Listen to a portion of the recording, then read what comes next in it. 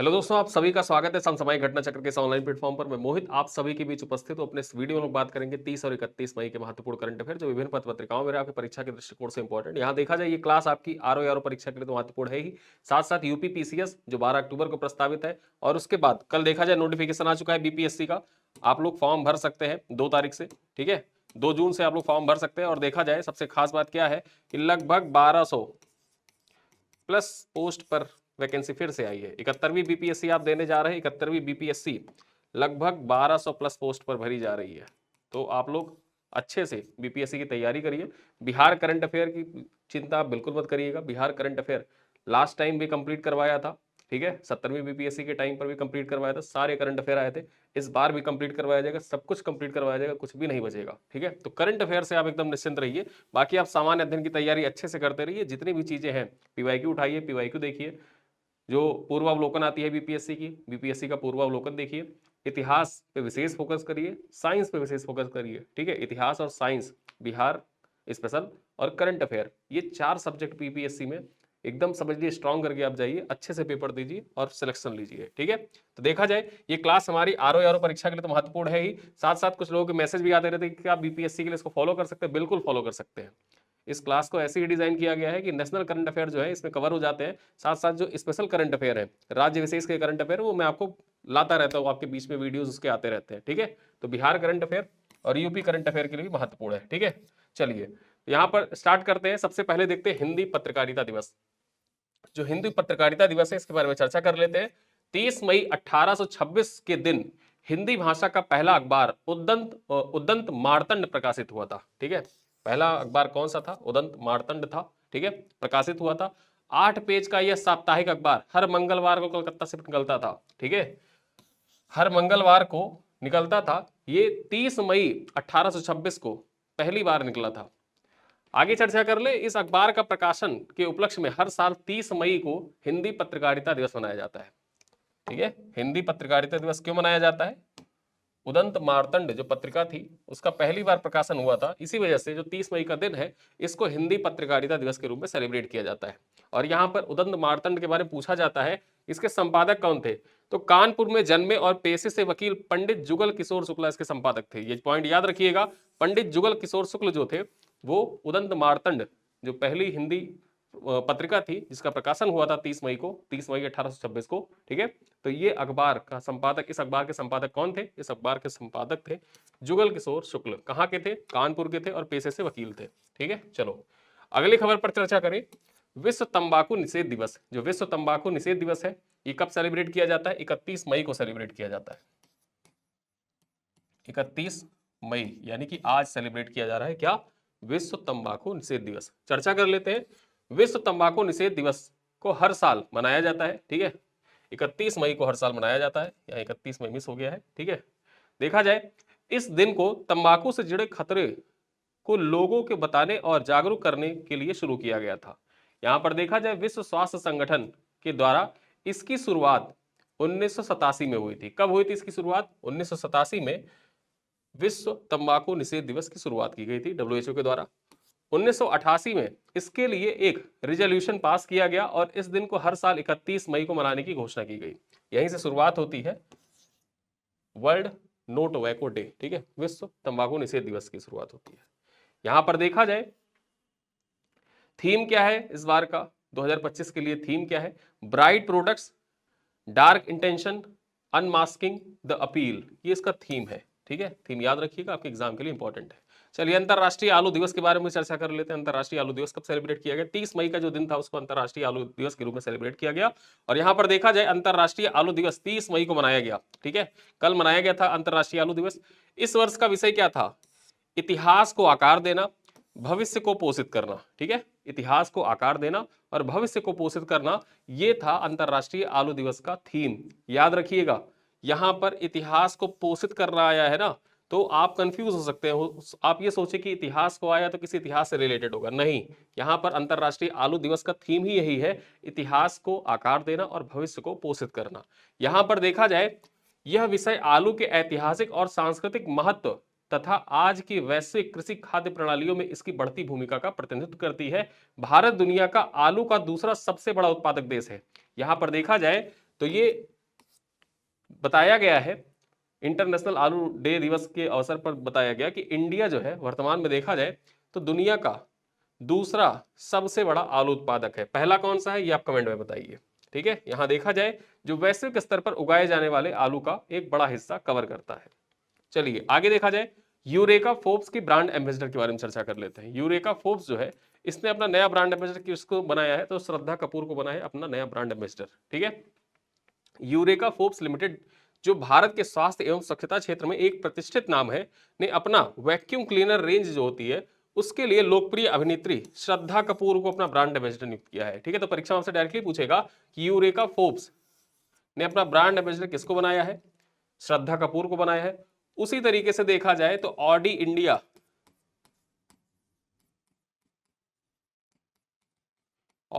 ने अपना brand ambassador किसको बनाया है, ठीक, नीरज चोपड़ा को बनाया है। तो ये दो नाम याद रखिएगा, यूरेका फोर्ब्स और ऑडी इंडिया। चलिए आगे देखें, ई हंसा की योजना का अनावरण किया गया है। ई हंसा योजना का अनावरण किया गया है। यहां पर देखा जाए ई हंसा है क्या, भारत ने एक महत्वपूर्ण पहल करते हुए ई हंसा अगली पीढ़ी के 2 सीटर इलेक्ट्रिक ट्रेनर विमान के विकास की घोषणा की है। यहां पर देखा जाए जो next generation 2 seater electric trainer विमान है इनका निर्माण किया जाएगा और इसके लिए ई हंसा पहल की घोषणा की गई है भारत के द्वारा। ई हंसा विमान को राष्ट्रीय एरोस्पेस प्रयोगशालाओं बेंगलुरु द्वारा विकसित किया जाएगा। ठीक है, बेंगलुरु, यहां पर देखा जाए जो ई हंसा विमान है 2 सीटर विमान जो है इसको किसके द्वारा विकसित किया जा रहा है, तो ये राष्ट्रीय एरोस्पेस प्रयोगशाला, शालाओं लिख गया, प्रयोगशाला बेंगलुरु द्वारा विकसित किया जा रहा है जो वैज्ञानिक एवं औद्योगिक अनुसंधान परिषद CSIR की एक संस्था है। ठीक है, यहां पर देखा जाए यह विमान हंसा 3 नेक्स्ट जनरेशन कार्यक्रम का हिस्सा है और इसका उद्देश्य विदेशी ट्रेनर विमानों की तुलना में कम लागत लगभग 2 करोड़ रुपए में प्रशिक्षित पायलटों को एक स्वदेशी विकल्प प्रदान करना। यहां पर जो ट्रेनी पायलट होते हैं उनके लिए जो 2 सीटर विमान है, ठीक है, इसके लिए हंसा 3 नेक्स्ट जनरेशन कार्यक्रम लॉन्च किया गया था भारत के द्वारा। ठीक है, जिसमें क्या होता है कि अभी तक क्या था कि जो विदेशी ट्रेनर विमान होते थे इन पर जो निर्भरता थी, अब भारत हो जाएगा आत्मनिर्भर, अपने देश में कम लागत में 2 सीटर विमान बनाए जाएंगे और उसी में जो हमारे यहाँ के पायलट हैं, जो ट्रेनी पायलट हैं, उनको प्रशिक्षण दिया जाएगा और ये विमान जो होंगे लगभग 2 करोड़ रुपए के बनके तैयार हो जाएंगे और कुछ इस प्रकार से दिखेंगे। ठीक, यहाँ पर देखा जाए कुछ इस प्रकार से दिखेंगे। चलिए आगे देखा जाए, अगली खबर क्या है, कर्नाटक में स्थापित होगी भारत की पहली निजी हेलीकॉप्टर असेंबली लाइन। ठीक है, भारत की पहली, जैसे आ गया आपकी परीक्षा के लिए इंपॉर्टेंट हो गया, मैंने आपको हमेशा बताया है कि एक चीज अपने दिमाग में बिठा के रखिए कि जब भी कोई इवेंट पहली बार होता है, कोई ऐसा जो कार्य है, कृत्य है जो पहली बार हो रहा है किसी भी क्षेत्र में हो, चाहे वो विज्ञान के क्षेत्र में हो, तकनीकी के क्षेत्र में हो या किसी अन्य क्षेत्र में हो, ठीक है, पहली बार कोई इवेंट हो रहा है या पहली बार कोई घटना घटित हो रही है तो आपके परीक्षा के लिए महत्वपूर्ण हो जाती है, वहां से सवाल आपके परीक्षा में जरूर आता है। तो यहां पर देखा जाए भारत की पहली निजी हेलीकॉप्टर असेंबली लाइन कहां पर स्थापित की जाएगी, डायरेक्टली आपसे परीक्षा में पूछ सकता है, ये कर्नाटक में स्थापित की जाएगी। ठीक है, चलिए चर्चा कर लेते हैं। Tata advance systems limited TASL जिसको आप शार्ट में कहते हैं और यूरोपीय एरोस्पेस दिग्गज एयरबस जो है इसके बीच समझौते के तहत देश की पहली निजी क्षेत्र की helicopter final assembly line Karnataka में स्थापित की जाएगी। ठीक है, भारत की पहली निजी क्षेत्र की हेलीकॉप्टर फाइनल असेंबली लाइन कहां पर स्थापित की जाएगी, कर्नाटक में स्थापित की जाएगी और इसके लिए किसके किसके बीच समझौता हुआ है, तो टाटा एडवांस सिस्टम लिमिटेड और एयरबस के बीच में समझौते ज्ञापन पर हस्ताक्षर किया गया है। ठीक है, परीक्षा में डायरेक्टली पूछ सकता है कि भारत की पहली निजी हेलीकॉप्टर असेंबली लाइन स्थापित करने के लिए किन दो कंपनियों के बीच समझौते ज्ञापन पर हस्ताक्षर हुआ है, तो TASL के बीच में और एयरबस के बीच में समझौता हुआ है और कहां पर स्थापित किया जाएगा, कर्नाटक में स्थापित किया जाएगा। यहां चर्चा कर ले, यह संयंत्र एयरबस H125 हेलीकॉप्टर बनाएगी जो एक बहुउपयोगी और उच्च तापमान ऊंचाई में प्रदर्शन के लिए, ठीक है, ऊंचे तापमान और ऊंचाई में प्रदर्शन करने के लिए प्रसिद्ध हल्का हेलीकॉप्टर है। ठीक है, यह फ्रांस, अमेरिका और ब्राजील के बाद दुनिया का चौथा H125 असेंबली प्लांट होगा जो भारत के कर्नाटक में स्थापित किया जाएगा। ये दुनिया का फ्रांस, अमेरिका और ब्राजील के बाद चौथा असेंबली प्लांट होगा जो भारत में स्थापित किया जाएगा। ठीक है, तो ये पॉइंट याद रखिएगा, आपके एग्जाम में कथन कारण में पूछा जा, मतलब जो 2 कथन वाले सवाल आते हैं उसमें पूछा जा सकता है। चलिए आगे देखते हैं अगली खबर, और जो 71वीं बीपीएससी देने जा रहे हैं उनके लिए मोस्ट इंपॉर्टेंट, ठीक है, उनके लिए मोस्ट इंपॉर्टेंट सवाल ये है। यहां पर देखा जाए बिहार राज्य अल्पसंख्यक आयोग के नए अध्यक्ष, इनके बारे में चर्चा कर लेते हैं। तो बिहार राज्य सरकार ने बिहार राज्य अल्पसंख्यक आयोग को पुनर्गठित किया है। यहां देखा जाए जदयू के पूर्व सांसद गुलाम रसूल बिलियावी, ठीक है, गुलाम रसूल बलियावी जो है, इनको राज्य अल्पसंख्यक आयोग का अध्यक्ष मनोनीत किया गया। परीक्षा में से पूछे कि बिहार राज्य अल्पसंख्यक आयोग के नए अध्यक्ष कौन बने हैं, गुलाम रसूल बने हैं, ठीक है। आगे देखा जाए साथ ही साथ पटना सिटी निवासी लखविंदर सिंह तथा गया के मौलाना उमर नूरानी को राज्य अल्पसंख्यक आयोग का उपाध्यक्ष मनोनीत किया गया है। तो अध्यक्ष और उपाध्यक्ष दोनों लोगों का नाम याद रखिएगा। अध्यक्ष किसको नामित किया गया है, गुलाम रसूल को नामित किया गया है। वहीं पर जो उपाध्यक्ष बने हैं वो लखविंदर सिंह बने हैं और मौलाना उमर नूरानी बने हैं, ठीक है। यहां पर मौलाना उमर नूरानी जो है, इनका संबंध किस जिले से है, गया से है, और लखविंदर सिंह का संबंध किस जिले से है, पटना सिटी से है। और जो जिलों से संबंधित सवाल होते हैं बीपीएससी में, आप पीवाई की उठा के देखेंगे, एक नाम दे देगा किसी पर्सनालिटी का, फेमस पर्सनालिटी का नाम दे देगा और पूछेगा इनका संबंध बिहार के किस जिले से है, ठीक है, इनका संबंध बिहार के किस जिले से है। तो वो आपको वहां पर टिक करना होता है। इसी वजह से मैंने यहां पर लिख भी दिया है कि पटना सिटी के निवासी हैं लखविंदर सिंह और गया के निवासी हैं मौलाना उमर नूरानी, इनको उपाध्यक्ष नामित किया गया है, ठीक है। चलो अगली खबर देखें, ये भी आपके बिहार पीसीएस की परीक्षा के लिए इंपॉर्टेंट खबर हो जाता है। साथ ही साथ देखा जाए तो राष्ट्रीय स्तर पर जो नेशनल करंट अफेयर होता है उसके अंतर्गत भी इंपॉर्टेंट है। यहां देखा जाए बिहार के एनटीपीसी नवीनगर के दूसरे फेज का शिलान्यास किया गया। अब एक चीज याद रखिएगा, जो एनटीपीसी नवीनगर है ये कहां पर अवस्थित है, ये औरंगाबाद में अवस्थित है, ठीक है, औरंगाबाद बिहार। ये औरंगाबाद महाराष्ट्र वाला मत समझिएगा, औरंगाबाद बिहार में अवस्थित है, ठीक है। चलो अब ये क्वेश्चन आपसे राष्ट्रीय करंट अफेयर के दृष्टिकोण से कैसे इंपॉर्टेंट हो जाता है। जो आप देखते हैं ना एनटीपीसी, एक तरफ एनटीपीसी और दूसरी तरफ किस राज्य में अवस्थित है, ठीक है। तो जो ऐसे मिलान वाले सवाल आते हैं ना, उस दृष्टिकोण से ये इंपॉर्टेंट हो जाता है आपके लिए, और बीपीएससी के लिए तो इसके फैक्ट्स इंपॉर्टेंट है। चलिए देखा जाए तो प्रधानमंत्री नरेंद्र मोदी द्वारा एनटीपीसी नवीनगर के दूसरे चरण का शिलान्यास किया गया है। इससे होगा क्या, इससे 2400 मेगावाट बिजली का उत्पादन होगा, जिसमें से 1500 मेगावाट बिहार को मिलेगी, ठीक है। 2400 मेगावाट जो एनटीपीसी है, इससे 2400 मेगावाट की बिजली का उत्पादन होगा, जिसमें से 1500 मेगावाट जो है बिहार को ही मिलेगा। चर्चा कर ले यहां पर तो 29,948 करोड़ रुपए से अधिक की लागत से बनी यह परियोजना अत्याधुनिक अल्ट्रा सुपर क्रिटिकल टेक्नोलॉजी पर आधारित है, ठीक है, अल्ट्रा सुपर क्रिटिकल टेक्नोलॉजी पर यह आधारित है जो एनटीपीसी नवीनगर है। और यहां पर देखा जाए वर्तमान में इस परियोजना से 960 मेगावाट का बिजली उत्पादन हो रहा है। वर्तमान में कितना, 960 मेगावाट का बिजली उत्पादन हो रहा है। और जो इसके दूसरे फेज का उद्घाटन किया गया है, अब यहां से 2400 मेगावाट की बिजली उत्पादित होगी, जिसमें से 1500 मेगावाट अकेले बिहार को मिलेगा, ठीक है। चलिए अगला, और यहां पर देखा जाए मोस्ट इंपॉर्टेंट सवाल पॉइंट्स आपके यहां से बन सकता है। देखा जाए तो ये आपके परीक्षा के दृष्टिकोण से मोस्ट इंपॉर्टेंट हो सकता है, अमेरिकन म्यूजिक अवार्ड, ठीक है। चर्चा कर ले, 27 मई को भारतीय मूल की रैपर और सिंगर राजा कुमारी, इनका नाम राजकुमारी नहीं है, राजा कुमारी है, याद रखिएगा, ठीक है, राजा कुमारी है, ये भारतीय मूल की है। यहां पर देखा जाए 51वां अमेरिकन म्यूजिक अवार्ड जीता है इन्होंने, ठीक है। 51वां अमेरिकन म्यूजिक अवार्ड किसने जीता, भारतीय मूल की रैपर और सिंगर है राजा कुमारी, इन्होंने जीता है। कब जीता, 27 मई को जीता था। चर्चा कर ले, राजा कुमारी अमेरिकन म्यूजिक अवार्ड जीतने वाली भारतीय मूल की पहली म्यूजिशियन है। ये पॉइंट इंपॉर्टेंट हो जाता है, मैंने आपको बताया, पहली यहां पर फिर से आ गया, ठीक है। तो कोई भी पर्सन हो किसी क्षेत्र में, अगर वो पहली बार कुछ करता है या कोई इवेंट होता है पहली बार, या कोई अन्य दृष्टिकोण, चाहे राष्ट्रीय हो, उत्तर प्रदेश स्पेशल पे हो, बिहार स्पेशल के दृष्टिकोण से हो, विश्व स्तर पर हो, कहीं भी हो, पहली बार हो रहा है तो आपकी परीक्षा के लिए मोस्ट इंपॉर्टेंट है, ठीक है। तो यहाँ पर जो राजा कुमारी है, ये 51वां अवार्ड इन्होंने जीता है, 51वां अमेरिकन म्यूजिक अवार्ड। अब इसमें अमेरिकन म्यूजिक अवार्ड जीतने वाली ये पहली भारतीय मूल की महिला भी है, ठीक है।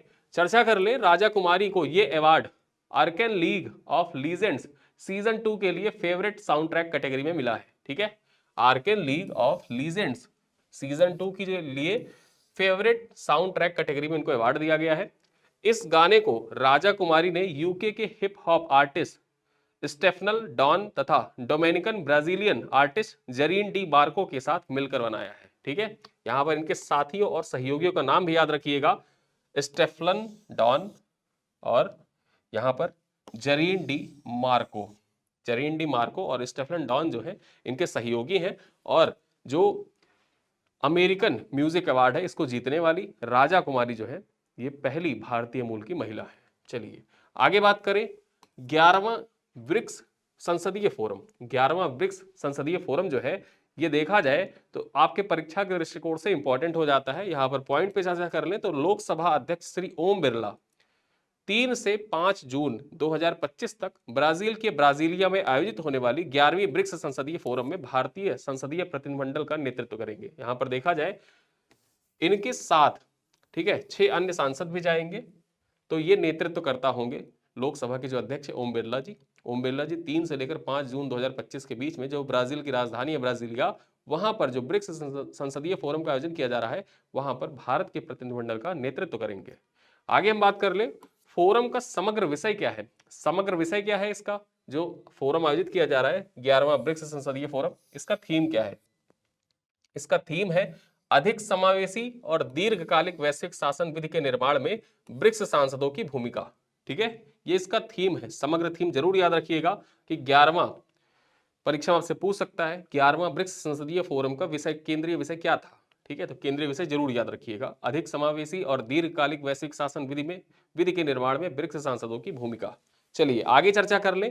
यहां पर देखा जाए तो लोकसभा अध्यक्ष उत्तरदायी और समावेशी कृत्रिम बुद्धिमत्ता के लिए अंतर संसदीय सहयोग और अन्य विषयों के फोरम को भी संबोधित करेंगे। साथ ही साथ देखा जाए तो फोरम के बैठकों के दौरान जो भाषणी सहित, ठीक है, भाषणी सहित भारतीय संसद में एआई से संबंधित डिजिटल पहल जो है उनके उल्लेख किए जाने की संभावना है। जो भाषणी पहल है बेसिकली है क्या, देखा जाए तो भाषणी पहल भारतीय संसद में जो एआई का यूज किया जा रहा है उससे संबंधित है, और इसका जिक्र भी वहां पर किया जाएगा और बताया जाएगा जो हम लोग अपने संसद में जो एआई और तकनीक का इस्तेमाल करते हैं उसको दुनिया के समक्ष रखने का प्रयास करेंगे। ठीक है, यहां पर देखा जाए फोरम के बैठकों में भाग लेने के लिए जो इंटर पार्लियामेंट्री यूनिट है उसके अध्यक्ष के साथ साथ ब्रिक्स और आमंत्रित देशों के पीठासीन अधिकारी तथा सांसद भी यहां पर 11वीं ब्रिक्स संसदीय फोरम में सम्मिलित होंगे। ठीक है, तो आपके परीक्षा के दृष्टिकोण से 11वीं ब्रिक्स संसदीय फोरम इंपॉर्टेंट है, और ये पूरा डाटा जो लिया गया है ये पीआईबी का इनपुट है। ठीक है, ये पीआईबी की खबर है। खबरों के सोर्स लगे होते हैं, कुछ सोर्स जिनका आपको पता नहीं चल पाता वो मैं आपको ओरली बता देता हूँ कहां से लिया गया है।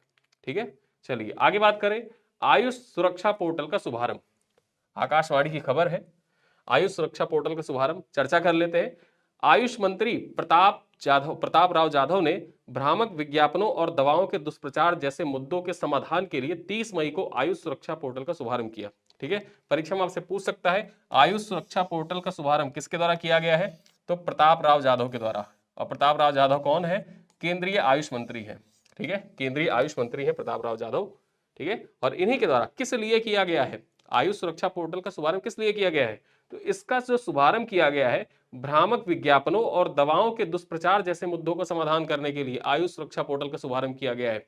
30 मई को नई दिल्ली में आयुष मंत्री प्रताप राव जाधव के द्वारा इसकी शुरुआत की गई। आगे चर्चा कर ले। यह पोर्टल पारंपरिक चिकित्सा के क्षेत्र में उपभोक्ता संरक्षण और नियामक निगरानी को मजबूत करेगा। आयुष सुरक्षा पोर्टल जिम्मेदार शासन, साक्ष्य आधारित प्रथाओं और भारत की पारंपरिक चिकित्सा प्रणालियों पर भरोसा करने वाले लाखों नागरिकों की सुरक्षा के लिए सरकार की अटूट प्रतिबद्धता को दर्शाता है। तो जो ऐप्स और पोर्टल से संबंधित सवाल आते हैं उस दृष्टिकोण से ये पोर्टल आपके परीक्षा के दृष्टिकोण से महत्वपूर्ण हो जाता है, आयुष सुरक्षा पोर्टल। चलिए आगे बात करें। मोस्ट इंपॉर्टेंट यहां पर शहीद शांति रक्षक ब्रिगेडियर अमिताभ झा और हवलदार संजय सिंह को डैग हैमरशॉल्ड, ठीक है, डैग हैमरशॉल्ड पदक से सम्मानित किया गया। चर्चा कर लेते हैं। संयुक्त राष्ट्र के शांति मिशन, जो पीस कीपिंग मिशन होते हैं, तो संयुक्त राष्ट्र के शांति मिशन में सेवा के दौरान शहीद हुए भारतीय शांति रक्षक ब्रिगेडियर अमिताभ झा और हवलदार संजय सिंह को डैग हैमरशॉल्ड पदक से सम्मानित किया गया है। चर्चा कर लेते हैं। संयुक्त राष्ट्र में भारत के स्थायी प्रतिनिधि पी हरीश ने शहीद हुए शांति रक्षकों के सम्मान में आयोजित एक समारोह में महासचिव एंटोनियो गुटेरस से यह पदक प्राप्त किया है। ठीक है, यहां पर देख सकते हैं आप ये है एंटोनियो गुटेरस, और साथ साथ में पी हरीश है। पी हरीश कौन है? तो पी हरीश जो भारत के स्थायी प्रतिनिधि हैं, कहां पर? यूएन में। ठीक है, वर्तमान में पूछ ले कि वर्तमान में यूएन में भारत के स्थायी प्रतिनिधि कौन है, तो उनका नाम है पी हरीश। और पी हरीश के द्वारा ही जो ये शांति रक्षकों के सम्मान में आयोजित समारोह था, इसी में जो पदक प्रदान किया गया उसको इन्होंने ग्रहण किया था, मतलब प्राप्त किया है। ठीक है, आगे बात करें, अमिताभ झा के बारे में कुछ चीजें जान लेते हैं। अमिताभ झा संयुक्त राष्ट्र विघटन पर्यवेक्षक बल के कार्यवाहक बल कमांडर थे। ठीक है, जिन्हें 1973 के युद्ध के बाद इजराइल और सीरिया के बीच संघर्ष विराम की निगरानी के लिए गोलन हाइट्स में तैनात किया गया था। ठीक है, और वहीं पर इनका निधन हो जाता है। साथ ही साथ हवलदार संजय सिंह के बारे में चर्चा कर लें तो हवलदार संजय सिंह कांगो लोकतांत्रिक गणराज्य में संयुक्त राष्ट्र संगठन स्थिरीकरण मिशन मोनुस्को के साथ काम किया था इन्होंने, और सेवा के दौरान ही इनका निधन हो गया था। और इसी दृष्टिकोण से देखा जाए तो हवलदार संजय सिंह और साथ साथ में अमिताभ झा, इन दोनों लोगों को डैग हैमरशॉल्ड पुरस्कार से सम्मानित किया गया, पदक से सम्मानित किया गया है। और ये पदक जो होता है, ये बेसिकली जो यहां पर देखा जाए शांति रक्षक जो पीस कीपर होते हैं, उन पीस कीपर को प्रदान किया जाता है। यूएन पीस कीपर जो होते हैं उनको प्रदान किया जाता है। ठीक है, चलिए आगे बात करें। फ्लोरेंस, राष्ट्रीय फ्लोरेंस नाइटिंगेल पुरस्कार, राष्ट्रीय फ्लोरेंस नाइटिंगेल पुरस्कार के बारे में चर्चा कर लेते हैं। यहां पर देखा जाए, राष्ट्रपति द्रौपदी मुर्मू ने 30 मई को राष्ट्रपति भवन में एक समारोह के दौरान 15 नर्सिंग पेशेवरों को राष्ट्रीय फ्लोरेंस नाइटिंगेल पुरस्कार 2025 प्रदान किया है। ठीक है, जो फ्लोरेंस नाइटिंगेल पुरस्कार है, ये कितने लोगों को 2025 में प्रदान किया गया? और यहां पर फ्लोरेंस नाइटिंगेल पुरस्कार से संबंधित सवाल आपके परीक्षा में आ चुका है। ठीक है, कितने लोगों को प्रदान किया गया था, यही पूछा था। तो इस बार भी याद रखिएगा, इस बार कितने लोगों को दिया गया है? 15 लोगों को दिया गया है। और इससे आगे बढ़कर मैं आपको कुछ जानकारी देता हूं। जानकारी ये है कि ये पुरस्कार नर्सिंग के क्षेत्र में उत्कृष्ट योगदान के लिए दिया जाता है। और सबसे खास बात क्या है? सबसे खास बात यह है कि स्वास्थ्य और परिवार कल्याण मंत्रालय ने नर्सों और नर्सिंग पेशेवरों के सराहनीय सेवाओं के सम्मान में इस पुरस्कार को दिए जाने की घोषणा वर्ष 1973 में की थी। यानी कि जो राष्ट्रीय फ्लोरेंस नाइटिंगेल पुरस्कार है, वो कब से प्रदान किया जा रहा है? ये 1973 से प्रदान किया जा रहा है। और किसके द्वारा देखा जाए प्रदान किया, मतलब राष्ट्रपति तो देती हैं, लेकिन कौन सा मंत्रालय जो है वो इसके समन्वय का कार्य करता है? तो स्वास्थ्य और परिवार कल्याण मंत्रालय। ठीक है, स्वास्थ्य और परिवार कल्याण मंत्रालय जो है वो समन्वय का कार्य करता है, और 1973 से इसको लगातार दिया जा रहा है। चलिए आगे बात करते हैं। यहां पर देखा जाए तो MIL, AVNL और IOL को मिनी रत्न श्रेणी 1 का दर्जा प्रदान किया गया है। रक्षा मंत्रालय के द्वारा बताया गया कि जो MIL है, साथ साथ में AVNL है और IOL है, इसको मिनी रत्न श्रेणी 1 का दर्जा दे दिया गया है। ठीक है, चर्चा कर लेते हैं। मुनीशन इंडिया लिमिटेड, जिसको आप शॉर्ट में MIL कहते हैं, आर्मर्ड व्हीकल्स निगम लिमिटेड और इंडिया ऑप्टेल लिमिटेड, ये तीन है, तीनों को याद रखिएगा। India Optel limited, armoured vehicle Nigam limited और मिन्यूशन इंडिया लिमिटेड। ठीक है, इन तीनों को मिनी रत्न श्रेणी 1 का दर्जा दिया गया है। रक्षा मंत्रालय के द्वारा दर्जा प्रदान किया गया है और रक्षा मंत्री राजनाथ सिंह के द्वारा यह घोषणा की गई। ठीक है, तो ये पॉइंट याद रखिएगा कि कौन कौन सी रक्षा क्षेत्र की कौन सी कंपनी है जिनको मिनी रत्न का दर्जा दिया गया है। परीक्षा में डायरेक्टली आपके सवाल पूछ ले, और या तो ऐसे पूछ सकता है कि निम्नलिखित में से किसे रक्षा क्षेत्र से जुड़ी हुई निम्नलिखित में से किस कंपनी को मिनी रत्न का दर्जा नहीं दिया गया है। ठीक है, तो यहां पर इन तीनों का नाम ये जरूर याद रखिएगा। इन तीनों का नाम याद रखेंगे तो चौथा जो है, चौथे को आप एलिमिनेट कर पाएंगे। चलिए आगे बात करें, सांग्रीला संवाद के बारे में चर्चा कर लेते हैं। ठीक है, सांग्रीला संवाद के बारे में चर्चा करते हैं। यहाँ पर देखा जाए तो चीफ ऑफ डिफेंस स्टाफ जो है ये सांग्रीला संवाद में गए हुए हैं। जैसे भारत में रायसीना डायलॉग होता है, वैसे ही सांग्रीला डायलॉग होता है। कहाँ पर? सिंगापुर में होता है। और बेसिकली जो रायसीना डायलॉग है, ये सांग्रीला डायलॉग से ही प्रेरित होकर रायसीना डायलॉग भारत में की जाती है। ठीक है, तो चर्चा करते हैं। यहाँ पर देखा जाए, chief of defence staff general Anil Chauhan international institute for strategic studies द्वारा प्रतिवर्ष आयोजित किए जाने वाले सांग्रीला वार्ता के 22वें संस्करण, इस बार कौन सा संस्करण आयोजित किया जा रहा है? 22वां संस्करण आयोजित किया जा रहा है। और 31 मई से, यानी आज से लेकर और 2 तारीख तक ये चलेगा। ठीक है, आज से लेकर 2 तारीख तक, 31 से 2 जून तक सांग्रीला वार्ता का आयोजन किया जा रहा है। 22वां संस्करण है, संस्करण जरूर याद रखिएगा, 22वां संस्करण है, 22वां संस्करण है, ठीक है। और यहाँ पर भारत का प्रतिनिधित्व किसके द्वारा किया जा रहा है? भारत का प्रतिनिधित्व कर रहे हैं सीडीएस जनरल अनिल चौहान, ठीक है। चर्चा कर लें, यह एशिया का प्रमुख रक्षा और सुरक्षा शिखर सम्मेलन है जो विश्व भर के रक्षा मंत्रियों, सैन्य प्रमुखों, नीति निर्माताओं और रणनीतिक विशेषज्ञों को एक साथ लेकर आता है। यह हर साल जून में सिंगापुर के सांग्रीला होटल में आयोजित किया जाता है, ठीक है। सांग्रीला डायलॉग जो है वो कहाँ पर आयोजित किया जाता है? जो सांग्रीला होटल है यहीं पर आयोजित किया जाता है। जैसे रायसीना हिल्स है ना, अब रायसीना हिल्स के नाम पर रायसीना डायलॉग नाम पड़ा है, उसी तरह यहाँ पर सांग्रीला होटल में इसका आयोजन किया जाता है, इसी वजह से इसको सांग्रीला डायलॉग कहा जाता है, ठीक है। चलिए, इसका आयोजन जो है ये लंदन ब्रिटेन स्थित अंतरराष्ट्रीय सामरिक अध्ययन संस्थान, जिसको आप इंग्लिश में international institute for strategic studies कहते हैं, इसके द्वारा किया जाता है। साथ साथ में यहाँ पर देखा जाए तो सिंगापुर का रक्षा मंत्रालय द्वारा सह आयोजित किया जाता है, ठीक है। यानी कि सिंगापुर का रक्षा मंत्रालय और जो अंतरराष्ट्रीय सामरिक अध्ययन संस्थान है, इन दोनों के द्वारा मिलकर, ठीक है, आयोजन किया जाता है सांग्रीला डायलॉग का। भारत का प्रतिनिधित्व कौन कर रहे हैं? सीडीएस अनिल चौहान कर रहे हैं। कब से कब तक आयोजित किया जाएगा? 31 से 2 जून तक आयोजित किया जाएगा। कौन सा संस्करण आयोजित किया जा रहा है? 22वां संस्करण आयोजित किया जा रहा है। चलिए आगे बात करें, एनडीए से लड़कियों का पहला बैच पास हुआ है। एनडीए जो है, एनडीए से पहला बैच पास लड़कियों का चर्चा कर ले। यहां पर 30 मई को एनडीए से महिला कैडेट्स का पहला बैच पास हुआ है। इतिहास में यह पहली बार है जब 17 महिला कैडेट्स 300 से ज्यादा पुरुषों के साथ एनडीए से ग्रेजुएट हुई हैं। ये आपकी परीक्षा के दृष्टिकोण से इंपॉर्टेंट हो जाता है, पहली बार है। मैंने आपको हमेशा बताया, फिर से बता रहा हूं, और आज के इस वीडियो में तीसरी बार बता रहा हूं कि कोई इवेंट या कोई चीज पहली बार होती है तो आपके एग्जाम के लिए इंपॉर्टेंट है। यहां पर देखा जाए, जो एनडीए से पहला बैच पास हुआ है जिसमें लड़कियां सम्मिलित है, 17 लड़कियां महिला कैडेट्स जो है ये 300 से ज्यादा पुरुषों के साथ एनडीए से ग्रेजुएट हुई हैं। ये सभी इंडियन आर्मी, नेवी और एयरफोर्स में ज्वाइन करेंगी। साल 2021 में सुप्रीम कोर्ट ने महिलाओं को एनडीए में शामिल होने के लिए अनुमति दी थी, ठीक है। उसके पहले क्या था कि एनडीए में महिलाओं को शामिल होने की अनुमति नहीं थी, ठीक है। उसके बाद 2021 में देखा जाए तो सुप्रीम कोर्ट के द्वारा ये डिसीजन दिया गया। एक डिसीजन में कहा गया कि महिलाएं भी एनडीए में शामिल हो सकती हैं। यहां पर देखा जाए, दरअसल बीते 75 साल से महिलाओं को टेरिटोरियल आर्मी में ऑफिसर पद पर भर्ती का प्रावधान नहीं था। इसके खिलाफ कुश कालरा, ये नाम याद रखिएगा, कुश कालरा, ठीक है, इन्होंने दिल्ली हाई कोर्ट में याचिका दायर की थी। बाद में वो याचिका पहुंचती है सुप्रीम कोर्ट में, और मामला जब सुप्रीम कोर्ट में पहुंचा तो 18 अगस्त 2021 को कोर्ट ने पहली बार लड़कियों के लिए एनडीए में शामिल होने के दरवाजे खोल दिए। और उसके बाद देखा जाए तो यहां पर एनडीए से पहली जो ग्रेजुएट बैच है महिलाओं का वो पास आउट हुआ है। 17 महिलाएं इसमें शामिल है, 17 लड़कियां इसमें शामिल है, जो आगे चलकर इंडियन आर्मी, नेवी और एयरफोर्स को ज्वाइन करेंगी और टेरिटोरियल आर्मी को ज्वाइन करेंगी, मेजर बनेंगी, कर्नल बनेंगी, आगे यही लड़कियां जाके ज्वाइन करेंगी सेना को, ठीक है। तो आपकी परीक्षा के लिए इंपॉर्टेंट हो जाता है।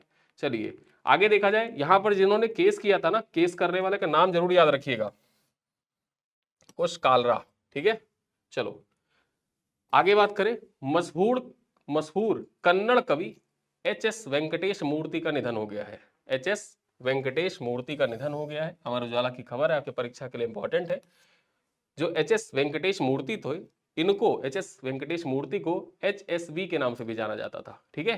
तो एच.एस.वी के नाम से मशहूर कन्नड़ कवि और नाटककार एच.एस. वेंकटेश मूर्ति का 30 मई को बेंगलुरु में एक निजी अस्पताल में निधन हो गया है, ठीक है। पेशे से ये क्या थे? कवि और नाटककार थे।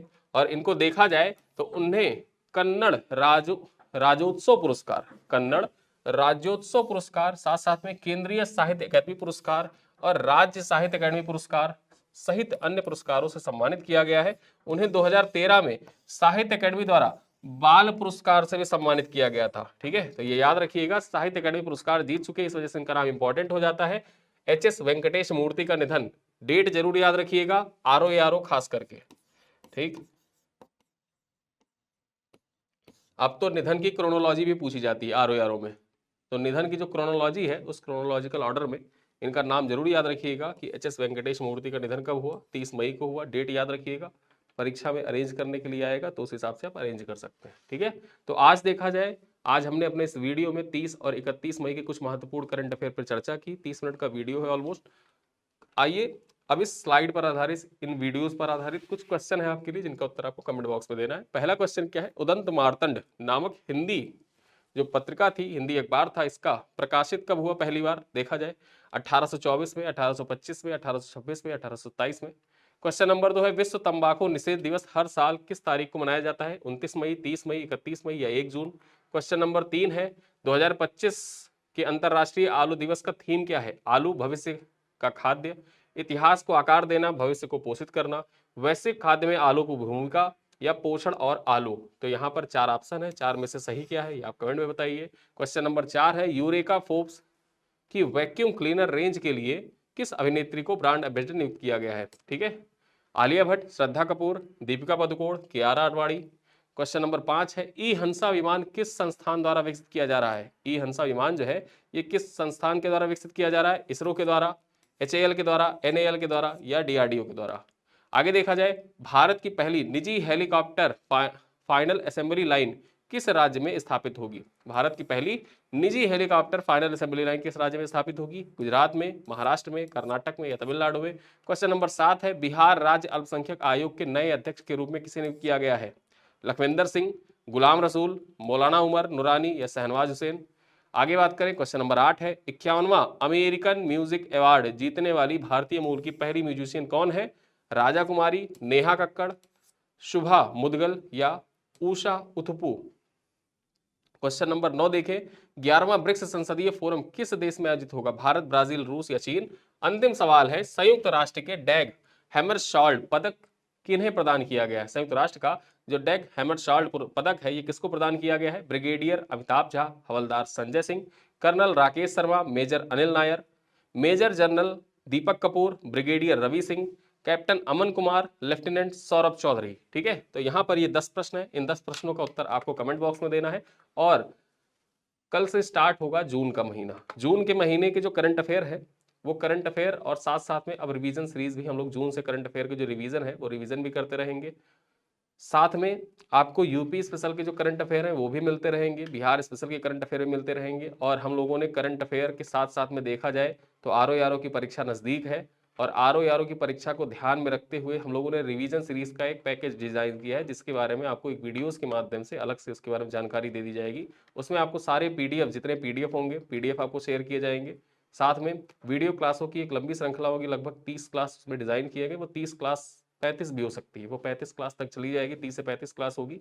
और उन 30 से 35 क्लास में संपूर्ण GS का आप रिवीजन कर लेंगे। संपूर्ण GS जो आपने पढ़ रखा है उन GS को पढ़ने के लिए जो फैक्चुअल पॉइंट, जितने फैक्चुअल पॉइंट हैं, जितनी किताबें आपके पास है, सारी किताबों का फैक्ट उठा के एक साथ समाहित करके आपके समक्ष प्रस्तुत करने का प्रयास किया जाएगा। और वो वीडियो सीरीज आपकी परीक्षा के दृष्टिकोण से बहुत इंपॉर्टेंट है। नॉमिनल प्राइस में देखा जाए तो आपको पूरी PDF, पूरा कंटेंट, और आप चाहेंगे उसको तो जैसे आप करंट अफेयर की मैगजीन मंथली लास्ट में निकलवाते हैं वैसे आप उसको लास्ट में निकलवा के और आसानी से सारी चीज़ें रिवाइज कर सकते हैं। ठीक है, तो ये थी जानकारी कुछ आपके परीक्षाओं के दृष्टिकोण से जो महत्वपूर्ण कुछ किया जा सकता है घटना चक्र के द्वारा, उस सब कुछ किए जाने का प्रयास किया जा रहा है। ठीक है, तो आप भी लगे रहिए, लगातार तैयारी करते रहिए। परीक्षाओं का महीना है, देखा जाए तो हर महीने जैसे 29 जून को UP PCS का मेंस है, फिर उसके बाद में मेंस के बाद जुलाई में देखा जाए, ठीक है, RO की परीक्षा है 27 जुलाई को, 30 अगस्त को बिहार PCS की परीक्षा है, फिर उसके बाद में 12 अक्टूबर को, सितंबर छोड़ के 12 अक्टूबर को UP PCS की परीक्षा है। और इसी बीच में उत्तराखंड PCS का भी एग्जाम है, ठीक है, 29 जून को ही। तो लगातार प्री मेंस लगे हुए हैं, अपार संभावनाएं हैं, संभावनाओं का अपार सागर आपके समक्ष उपस्थित है। अब आपको उन संभावनाओं में अपने लिए एक नौकरी खोजनी है, नौकरी खोजने का प्रयास करना है, नौकरी लेनी है। तो इसके लिए आप डेडिकेटेड होकर तैयारी करते रहें, लगे रहें, जुड़े रहें और घटना चक्र को फॉलो करते रहें। वीडियो पसंद है तो अपने दोस्तों के साथ साझा करिएगा। मिलते हैं अगली क्लास में, तब तक के लिए धन्यवाद।